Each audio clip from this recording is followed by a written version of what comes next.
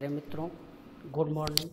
प्रस्तुत है हर दिन कुछ कहता है सेगमेंट का आज का अंक। आज यानी कि 23 सितंबर, दिन बृहस्पतिवार, भगवान श्री विष्णु की आराधना करते हुए और अपने परम मित्र श्री संजीव कुमार जी का धन्यवाद ज्ञापन करते हुए हम आज की सेगमेंट की शुरुआत करते हैं। सबसे पहले आज के सेगमेंट की मुख्य बिंदु। आज के इस अंक में हम लोग देखेंगे आज का सुविचार, 5 इंग्लिश वर्ड्स। आज कालजयी हिंदी कवि रामधारी सिंह दिनकर की जयंती है और आज सिगमंड फ्रॉड की पुण्यतिथि है। आइए विस्तार पूर्वक समझते हैं। सबसे पहले आज का सुविचार। आज का सुविचार है, झूठ कहते हैं लोग कि संगत का असर होता है। आज तक न कांटे को महकने का सलीका आया और न फूलों को चुभना आया।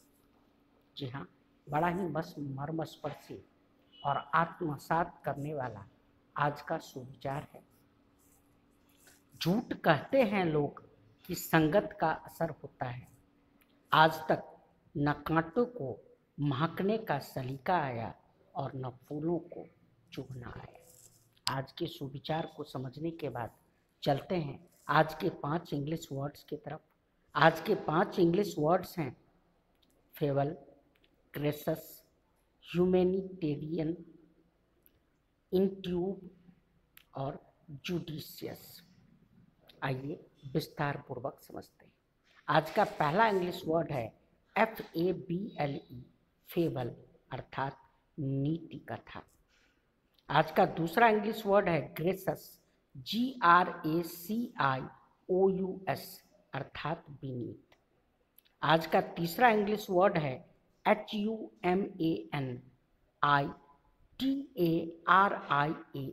अर्थात ह्यूमैनिटेरियन अर्थात मानवीय।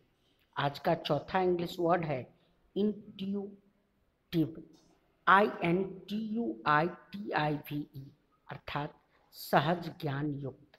और आज का आखिरी इंग्लिश वर्ड है जुडिशस, JUDICIOUS अर्थात विवेक सम्मत। आज के 5 इंग्लिश वर्ड को समझने के बाद आज के इम्पोर्टेंट सेगमेंट यानी कि राष्ट्र कवि रामधारी सिंह दिनकर के बारे में समझते हैं। जी हाँ, राष्ट्र कवि रामधारी सिंह दिनकर आज यानी कि 23 सितंबर सुप्रसिद्ध हिंदी कवि व लेखक रामधारी सिंह दिनकर की जयंती है।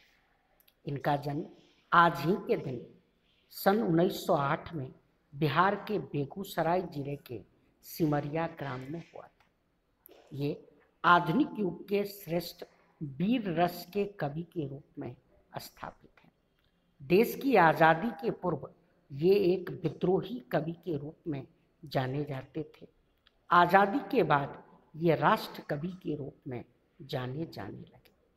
हम उनकी काव्यों में ओज के साथ साथ श्रृंगारिक भावनाओं का उत्कृष्ट प्रदर्शन देखते हैं। एक और जहाँ कुरुक्षेत्र में उनके ओजपूर्ण शब्दों से हमारे भीतर एक जोश और उमंग का संचार होता है, तो दूसरी ओर उर्वशी में उन्होंने सौंदर्य बोध की सीमा को स्पर्श किया है। इन्हें पद्म विभूषण से भी विभूषित किया गया। इनकी कृति संस्कृति के 4 अध्याय के लिए साहित्य अकादमी पुरस्कार दिया गया। इनकी अमर कृति उर्वशी के लिए 1972 में ज्ञानपीठ पुरस्कार से भी इन्हें नवाजा गया था। द्वापर युग के ऐतिहासिक घटना महाभारत पर आधारित उनके प्रबंध काव्य कुरुक्षेत्र को विश्व के 100 काव्यों में 74वां स्थान दिया गया है। 1952 में भारत के प्रथम संसद के चुनाव में वे राज्यसभा का सदस्य बनाए गए।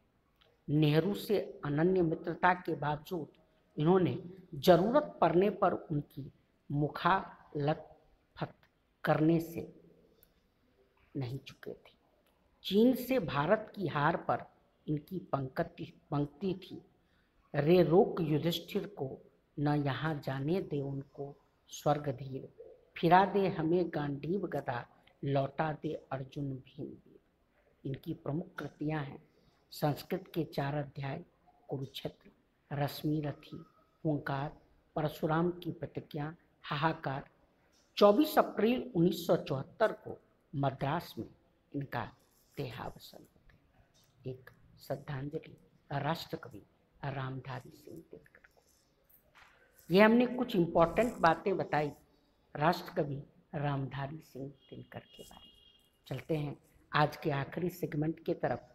जी हाँ, आज प्रसिद्ध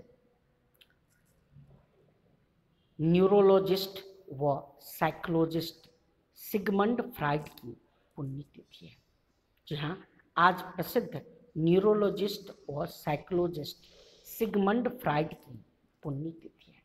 आज ही के दिन यानी कि 23 सितंबर सन 1939 में इनका निधन हुआ था। इनका जन्म ऑस्ट्रिया हंगरी साम्राज्य के फ्रीबर्ग शहर में हुआ था। 19वीं सदी के आरंभ में कुछ समय पहले मनोविज्ञान एक स्वतंत्र विज्ञान के रूप में विकसित हुआ। इससे पहले मनोविज्ञान को दर्शन शास्त्र के अंतर्गत पढ़ा जाता था। मनोविज्ञान का उद्देश्य वयस्क मनुष्य की चेतना का विश्लेषण व अध्ययन करना था। फ्राइड ने इन चेतना के मनोविज्ञान का विरोध किया और मनोविश्लेषण संबंधी कई नई संकल्पनाओं का प्रतिपादन किया, जो तदंतर में आधुनिक मनोविज्ञान की आधारशिला बनी। इनकी सबसे महत्वपूर्ण कृति 1900 में प्रकाशित हुई, जिसका नाम इंटरप्रिटेशन ऑफ ड्रीम है। इनकी कृति है मोसेस एंड मोनेटिज्म। फ्राइड ने भी आईडी, ईगो, सुपर ईगो की अवधारणा को दुनिया के सामने प्रस्तुत किया। इन्होंने ही ओएडिपस कॉम्प्लेक्स की अवधारणा को प्रस्तुत किया। आज के इस अंक में इतना ही। स्वस्थ रहें, सुरक्षित रहें, खुश रहें और दृढ़तापूर्वक कोविड मानकों का पालन करें। धन्यवाद।